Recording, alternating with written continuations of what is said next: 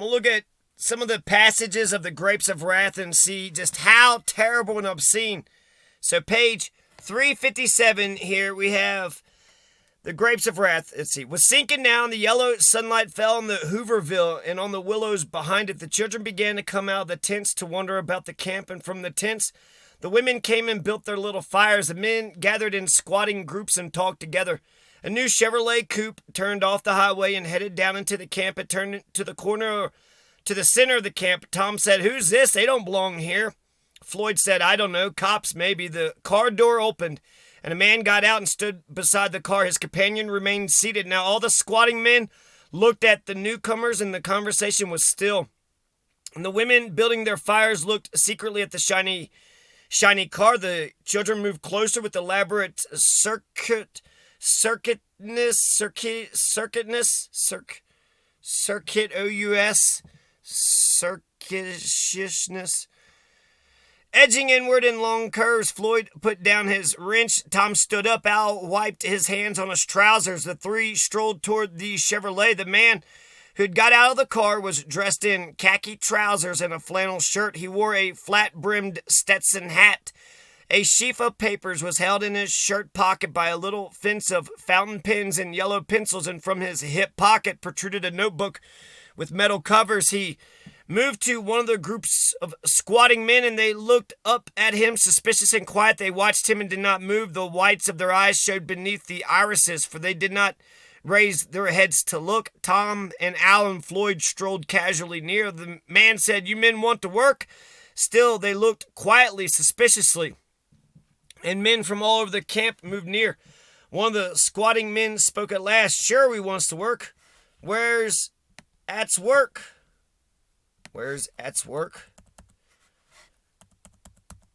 Okay, so that page, there wasn't any cuss words in that page. Not for sure if we're going to get to the cussing anytime soon here. So let's just go to another section. Give it a second here to load. So that's, if I'm the rancher, the reason why I would not want, the people to know about the Grapes of Wrath, because I don't want, the working masses to know that you could work and work and work and some drum, just take a drubbing. You could just take a drubbing your entire life and then it just ends off terrible. The idea of the American dream is that if you work hard, you'll succeed. But the Grapes of Wrath says you can work hard and fucking fail, and fail miserably, fail terribly. Mom dies, Papa dies, grandfather dies, grandma dies. Everybody, the Grapes of Wrath is like the Oregon Trail. It's a requiem for a dream. It ends off bad. But you know what? You get into them damn drugs and you just stick it out. It could be bad. Requiem for a dream is a good lesson. So is Dr. Strangelove. It had a terrible ending. What's the ending of Dr. Strangelove? Well, we might all, since we have the nuclear bomb, we could destroy life on Earth, on the planet as we know it. So we should, be careful. All right, let's go check to some of these other pages here. Chapter 10. When the truck had gone, loaded with implements and heavy tools, with beds and springs, with every movable thing that might be sold, Tom hung around the place. He mooned into the barn shed, into the empty stalls, and he walked into the implement lean-to and kicked the refuse that was left, turned a broken mower tooth with his foot. He visited places he remembered: the red bank where the swallows nested, the willow tree over the pig pen. Two shoats grunted and squirmed at him through the fence, black pigs sunning and comfortable, and then his pilgrimage was over, and he went to sit on the doorstep where the shade was lately fallen. Behind him, Ma moved about in the kitchen, washing children's clothes in a bucket. Her strong, freckled arms dripped soap suds from the elbows. She stopped her rubbing. When he sat down, she looked at him a long time and at the back of his head. When he turned and stared out at the hot sunlight, and then she went back to her rubbing. She said, "Tom, I hope things is all right in California." He turned and looked at her. "What makes you think they ain't?" He asked. "Well, nothing. Seems too nice, kinda. I seen the handbills fellas pass out and how much work they is and high wages and all. I seen in the paper how they want folks to come and pick grapes and oranges and peaches. That'd be nice work, Tom, picking peaches, even if they wouldn't let you eat none. You could maybe snitch a little ratty one sometimes, and it'd be nice under the trees, working in the shade. I'm scared of stuff so nice I ain't got faith. I'm scared something ain't so nice about it. Tom said, don't roust your faith bird high, and you won't do no crawling with the worms. This is, so colloquial. They're using the language of, the working classes. This is just, the damn capitalist oppressive classes don't want the working masses to ask for higher wages, to expect better conditions or a better anything, to not expect anything for themselves or their families or anything. You just shut up and you take your 2.5 cents. You take your 2.5 cents per basket. 2.5 cents is, for a piece of crap like you, that's wonderful pay. And you just accept it and you take it and you keep on. It doesn't matter if it doesn't pay for your basic necessities. It doesn't matter if it's a livable wage.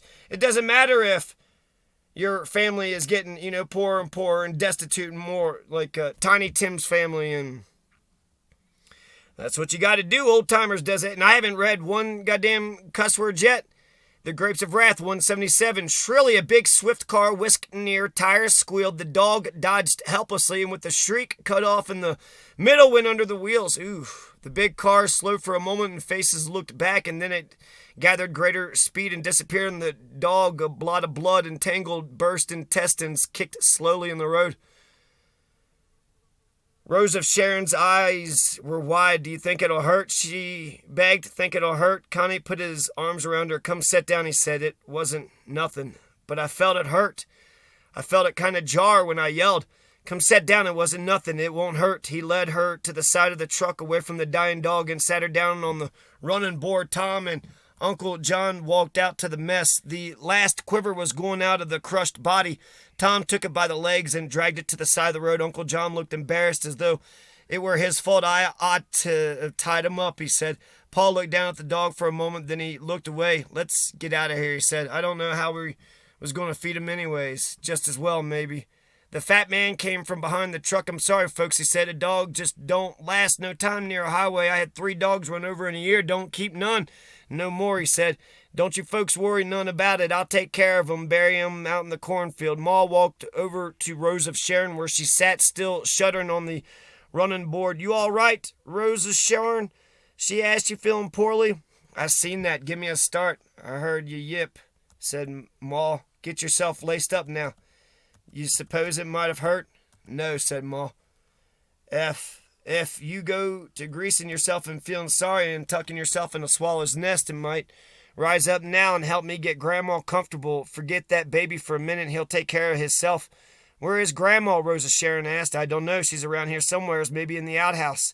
The girl went toward the toilet. In a moment she came out, helping Grandma along. She went to sleep in there, said Rose of Sharon. Grandma grinned. It's nice in there, she said. They got a patent toilet in there and the water comes down. I like it in there, she said contentedly. Would have took a good nap if I wasn't woke up. It ain't a nice place to sleep, said Rosa Sharon, and she helped Grandma into the car. Grandma settled herself happily. Maybe it ain't nice for Purdy, but it's nice for nice, she said. Tom said, let's go. We got to make miles.